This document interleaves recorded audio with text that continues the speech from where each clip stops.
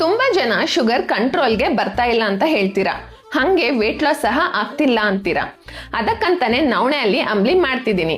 English ಅಲ್ಲಿ foxtail ಅಂತಾರಲ್ವಾ, ಅದೇ. ಒಂದ್ಸತಿ ಟ್ರೈ ಮಾಡಿ ನೋಡಿ, ರಿಸಲ್ಟ್ಸ್ ನಿಮ್ಗೆ ಗೊತ್ತಾಗುತ್ತೆ.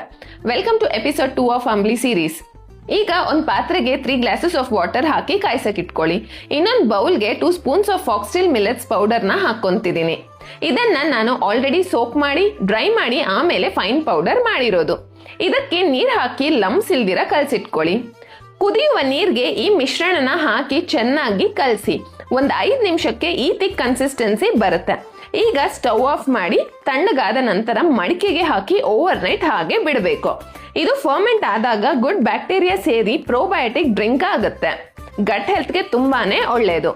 ಆಮೇಲೆ ನೆಕ್ಸ್ಟ್ ಡೇ ಮಾರ್ನಿಂಗ್ ಇದಕ್ಕೆ ಮಜ್ಜಿಗೆ, ಈರುಳ್ಳಿ, ಕೊತ್ತಂಬರಿ, ಮೆಣಸಿನ್ಕಾಯಿ, ಉಪ್ಪು ಹಾಕಿ ಕಲ್ಸ್ಕೊಂಡ್ರೆ ಸೂಪರ್ ಆಗಿರೋ ನವಣೆ ಅಂಬ್ಲಿ ರೆಡಿ.